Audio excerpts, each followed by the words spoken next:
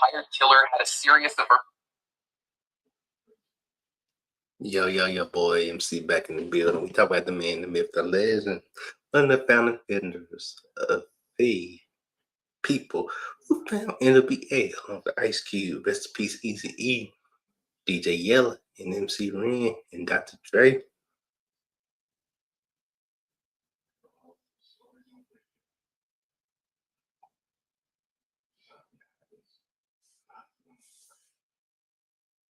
So here we go. As soon as I get this.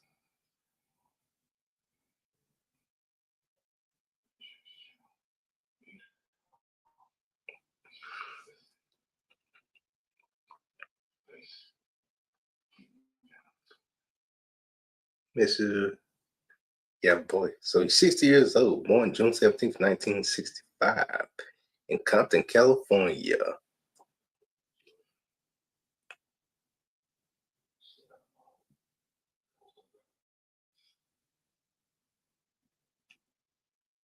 Also known as Professor X, born Kim Renard Nazel, June 17th, 1965, makes him the age of 60 years old. Compton, California. U.S. genres hip hop, electro, gangster rap. Occupations rapper, singer, songwriter, DJ, record producer, instruments, vocal synthesizer, keyboard, turntables, drum machine sampler. Years after 1984 to present. Labels, Obvious, Dapazek, Macola, Stones Throw. Formerly of NWA, early life, Nazel was born in Compton, California. He was the son of Joseph Skippy Nazel Jr., an African American author and radio talk show host. His musical background came from his musical piano teacher, classical music, and his family tried to be the best to shelter him, sending him to a Catholic school and keeping him busy with football to keep him away from the gangs. The younger Nazel got his first experience with making music at the radio station his father hosted his talk show. Nazel used the radio station's equipment to put together mixtapes that he would sell at school. Nazel went on to graduate from Japiro Serra High School in nearby Gardena, California. That is go Beverly Hillbillies. Nazel took the stage name of DJ Prince and started selling mixtapes at school. While working at the pet shop at the Lenox, California Mall, its owner, Sam Nassif, asked him to DJ at a party at the community dance hall. He kept performing there for several weekends, and the success pursued Nassif to invest even more in the place, renaming it The Cave, and later The Basement, with Nazel would continue to host for over 3 years, and even after his NWA days, Nazel also funded DJ Prince's first record, Strange Life. He changed the stage name when he was 15 years old as the Skateland USA, and skating venue, credited for launching NWA a few years later due to fan suggestion. He said about his name, I called myself DJ Prince at first. Back in the day, I always used to dress like Prince. That was the thing in the early 80s. Neither you dress like Prince or you dress like Michael Jackson.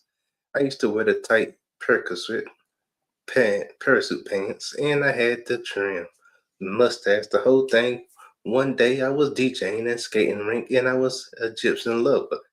I was with a gypsy lover, and that was my boy. Still, as this girl comes up and asks her name, he's like, I'm a Egyptian lover, and I'm like, I'm DJ Prince. She looks at me and goes, I always see you two together. You should call yourself Arabian Prince. And I guess that stuck, just stuck. Awesome. Arabian Prince started working with Bobby, Jimmy, and Critters in 1984. He also produced the hit single, the album JJ Fat Supersonic. S to the B to A to Supersonic. In 1987, he was founding member of the NWA, helping him produce some of the tracks appearing in the vocals on the Panic Zone from NWA in the Posse 1987. He contributed technical work to numerous tracks, straight out of Compton in 1989. He only rapped on the album's final track, Something to Dance To, spelled with a 2. TWO was in for Nymphos. And relatively radio friendly song, which was also removed from the later pressings of the album due to its dispute. Arabian Prince left NWA in January 1989 over royalties and contract disagreements. After NWA briefly toured with Ice-T and Public Enemy, but before the release of the Straight Outta Compton, I started off as a solo artist, he said, so I was aware of the royalty statement was. I knew when these many records were sold, there is a quality statement. Then when I look at it, you can see how much money was paid and then share it. This was not the case. We was also never paid touring. Eazy-E, Ice Cube, and DJ Ren remained as the main performers. DJ Yellow was the turntablist and Dr. Dre was the main producer. After leaving NWA, Arabian Prince began a solo career.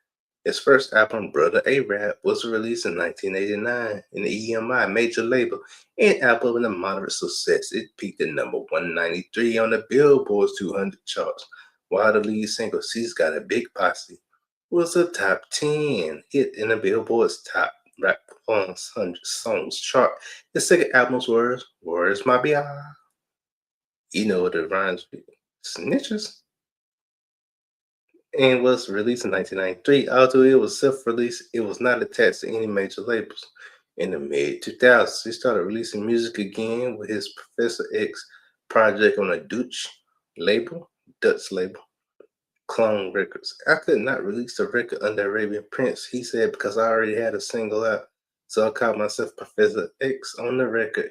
In 2007, he performed as DJ on the 2K Sports Holiday Bounce Tour with artists from the Stones Throw labels. In 2008, Stones Throw released compilation of the electro rap material from the 1980s. And one of his songs was included in the 2007 video game College Hoops 2K Bowling 8. In 2015, a biopic about NWA titled Straight Outta Compton was released. However, Arabian Prince was not portrayed in the film.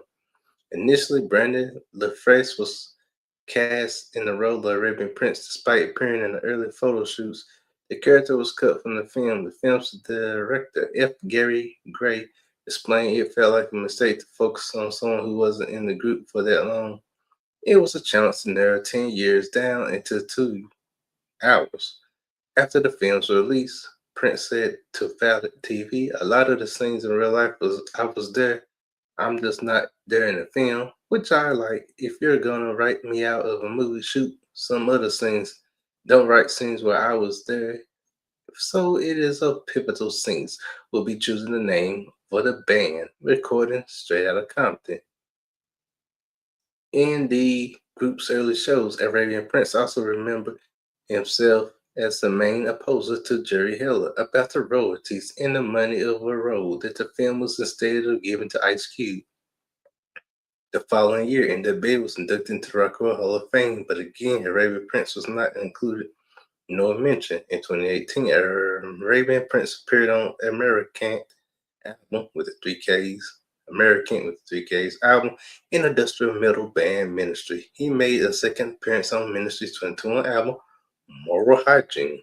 Aside from his music career, he worked in special effects, 3D animation, and video games. Discography, solo albums, Brother A-Rap, 1989, Orpheus/EMI, Where's My PR, 1993, The Balzac compilation, Situation Hot, 1990, Macola, Innovative Life, The Analogy, 1984 to 1989, 2000, Stone Throw, Others, Bobby Jimmy, and the Critters, Ugly Knuckle Butt, 1985, Rapture, Roaches, The Beginning, 1986, Macola, Back and Proud, 1987, Macola, NWA and the Posse, 1987, Macola/Priorities, Straight Outta Compton, 1989, Priority. And it's the story of boom, boom, boom, got, Arabian Prince, scratch and dip. We like scratch and sniff, smell is love. Here you go for us to love again. So come back for another show. Like this view, like this channel, subscribe to this channel, hit the notification to this channel, and share this channel. You know what it is. We do this with New Jack, the late great New Jack from ECW from my hometown, North Carolina. And we do this for DMX, We do this for Biggie. We do this for Pac. We do this for Easy E. We do this for Big Pun. We do this for Prodigy.